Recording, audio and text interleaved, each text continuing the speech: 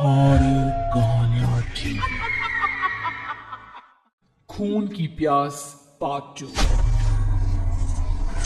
और उसके बाद वो जंगल एक बार फिर से सुमन की चीखों से गूंज उठा। लेकिन आज की रात सुमन की चीखों को सुनने वाला वहां पर कोई भी नहीं था। अगर वहां पर कोई मौजूद था तो बस हरिया, जो कि अब एक भेड़िए में बदल चुका था। सुमन के बालों को पकड़कर घसीटते हुए वो जंगल के बीचों बीच एक जगह पर ले जा रहा था। अगली सुबह गांव में। अरे भाई, पता नहीं क्या बात है। अपने गांव का हरिया किसान और उसकी पत्नी सुमन दोनों गायब हैं। दोनों का कोई अता पता नहीं। अरे कैसी बातें कर रहे हो भाई, ये कब हुआ है? अरे पूरे गांव में खबर फैली पड़ी है। कल रात को दोनों खेत की तरफ जा रहे थे, लेकिन लौट कर आए ही नहीं। तो हो सकता है अपने खेत पर होंगे। पूरा गांव ढूंढ कर आया है भाई। जानते हो क्या मिला वहां पर? क्या हुआ भाई, क्या मिला? बताओ हमें क्या मिला। अरे हरिया की पत्नी सुमन के कपड़े पड़े हुए थे। शरीर का एक एक कपड़ा फटा हुआ झोपड़ी के बाहर पड़ा था, लेकिन दोनों पति पत्नी का कोई पता ठिकाना नहीं था। अरे भाई, लेकिन उसका जो दोस्त है ना रामू किसान, उससे पता करके आते हैं ना। अब तक तो दोनों साथ ही खेत पर जाया करते थे। हाँ, हमें उसके घर जाना चाहिए भाई। चलो चलो वहाँ चलते हैं, चलो। वो सारे लोग रामू के घर पर पहुंचते हैं। रामू अपने घर के बाहर बैठकर हुक्का पी रहा था। आज सारे के सारे लोग टोली बनाकर मेरे घर क्यों आ रहे हैं? क्या कोई मर गया क्या भाई? अरे कैसी बातें कर रहे हो? तुम्हारा सबसे अच्छा दोस्त हरिया और उसकी पत्नी गायब है, और तुम यहाँ बैठकर हुक्का पिए जा रहे हो, हैं?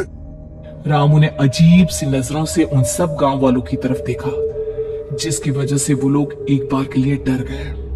गायब है? अरे गायब नहीं है, मुक्ति मिल गई है। उन दोनों को मुक्ति मिली है। इस दुनिया में आकर हर इंसान पाप करता है, और उसे उसके पापों के लिए मुक्ति मिलना बहुत जरूरी है। अरे ये कैसी बहकी बहकी बातें कर रहे हो भाई, हैं? और इसका चेहरा अजीब सा क्यों लग रहा है? लगता है दोस्त के मरने का गम बैठ गया है। पागल हो गया है शायद ये पागल। ये बात सुनते ही रामू चीख कर जोर से चिल्लाते हुए कहता है, पागल मैं नहीं हूँ, पागल तुम सब हो। और ये शैतानी जंगल अब तुम में से किसी को नहीं छोड़ने वाला, सबको खा जाएगा। याद रखना मेरी बात। शैतानी जंगल? कैसा शैतानी जंगल? लगता है रामू पागल हो चुका है। हमें यहाँ से चलना चाहिए भाई। चलो चलो चलो। तभी रामू की पत्नी बाहर आती है। नहीं नहीं, आप लोग इनकी बात का बुरा मत मानिए। 2 दिन पहले हरिया के साथ खेत पर गए थे। जब से वहां से आए हैं तब से ऐसी ही बातें कर रहे हैं। भगवान जाने ऐसा क्या देख लिया उन्होंने, खेत में कुछ भी बड़बड़ाते रहते हैं। लेकिन गांव के लोगों ने कमला की कोई बात नहीं सुनी और वो सब वहां से चले गए। रात अब धीरे धीरे ढलने लगी थी। तभी अचानक किसी ने धीमी सी आवाज में रामू को पुकारा।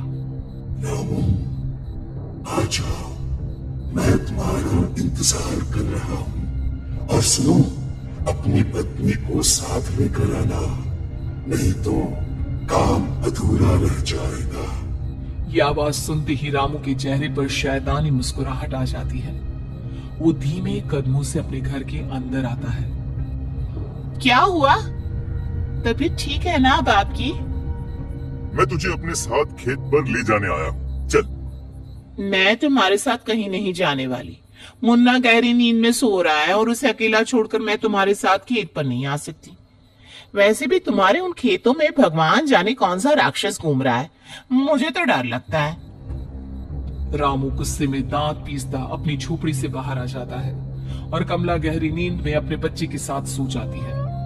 तभी अचानक रात को रामू की झोपड़ी के ऊपर एक साया वही गाना गुनगुनाते हुए घूमने लगता है जो हरिया के मोबाइल में बजा करता था। मैं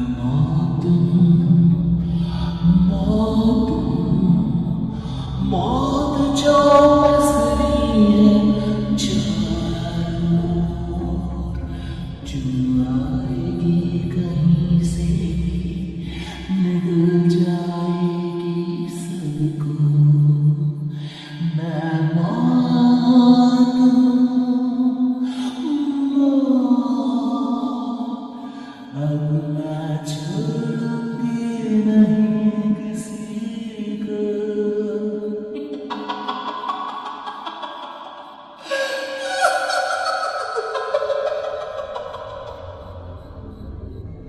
ये आवाज सुनकर रामू की पत्नी कमला की आंख खुलती है और वो देखती है कि उसका मुन्ना अपनी जगह से गायब था। कमला चीखते हुए बाहर दौड़ कर आती है। वहां पर उसने देखा कि रामू ने अपने बच्चे को झोपड़ी के बाहर एक पेड़ से उल्टा लटकाया हुआ था और उसका बच्चा चीख चीख कर रो रहा था। वहीं दूसरी तरफ एक साया बच्चे के ठीक नीचे आग जलाकर उसके चारों तरफ हैवानों की तरफ नाच रहा था। छोड़ दो मेरे बच्चे को। अरे क्या कर रहे हो तुम? शर्म नहीं आती तुम्हें अपने ही बच्चे को इस तरह मौत के हवाले करते हुए? अपना बच्चा? किसने कहा ये मेरा बच्चा है? अरे ये तो उस रामू की औलाद है, इस गांव के किसान रामू की, और मेरी दुश्मनी इस गांव के हर इंसान के साथ है। क्या कैसी बात कर रहे हो तुम? और ये औरत कौन है? ये मेरे बच्चे को खा जाएगी। तभी अचानक से उस साया ने एक बेहद खतरनाक दिखने वाली औरत का रूप ले लिया और उसकी आंखों से आग निकल रही थी। सही पहचाना तूने, मैं तेरे बच्चे को खा जाऊंगी। अगर तू अपनी इस हैवान रामू के साथ जंगल नहीं आई, मैं तेरे बच्चे को खा जाऊंगी। लेकिन क्यों? आखिर क्या चाहती हो तुम मुझसे? मुझे जंगल क्यों ले जाना चाहती हो? औरत बुरी तरह से ठहाके मार मार कर जोर जोर से हंसने लगी और साथ में ये तो तुझे वहाँ चलने के बाद ही पता चलेगा ना। अगर तू नहीं आई तो थोड़ी देर में तेरा ये बच्चा आग में जलकर मर जाएगा। चल जल्दी। नहीं मेरे बच्चे को छोड़ दो। तुम जहाँ कहोगे मैं तुम्हारे साथ चलने के लिए तैयार हूँ। और उसके बाद उस बच्चे को झोपड़ी में लिटाकर आगे आगे वो साया चल रहा था और उसके पीछे पीछे रामू अपनी पत्नी के बाल पकड़कर उसे घसीटते हुए जंगल की तरफ ले गया। जंगल में जाने के बाद कितनी खूबसूरत हो। आज की रात बस तुम और मैं एक दूसरे के साथ रहेंगे। मुझे तुमसे बहुत डर लग रहा है। तुम्हें क्या हो गया है? तुम तो बिल्कुल ठीक थे। वो होगा जो हमारे बीच होना चाहिए। तो आओ अपने आप को मेरे हवाले कर दो। कमला ने डर की वजह से अपनी दोनों आंखें कसकर बंद कर ली थी। रामू ने बुरी तरह से चीख कर कमला से कहा, आंखें खोलो अपनी और मेरी तरफ देखो। कमला ने जैसे ही अपनी आंखें खोली उसने देखा कि रामू एक खतरनाक खूनी हैवान में बदल चुका था। कौन हो तुम? जाने दो मुझे। क्या चाहते हो मुझसे? वही जो एक आदमी एक औरत से चाहता है। मैं तुम्हारा पति रामू नहीं, बल्कि इस जंगल का एक भेड़िया हूँ, और आज की रात तुम्हारे खून से अपनी प्यास बुझा जाऊंगा। और उसके बाद वो जंगल कमला की दर्दनाक चीखों से गूंज उठा। अगली सुबह कमला के कपड़े भी जंगल में उसी तरह पाए गए जैसे कि सुमन के पाए गए थे। इस घटना के बाद पूरे गांव में दहशत का माहौल था। अपने माँ बाप की मौत और गांव में हो रहे इस तरह की घटनाओं की खबर सुनकर किशन शहर से गांव लौट आया था। अपने माँ बाप की बेदर्द मौत की वजह से वो बहुत परेशान था।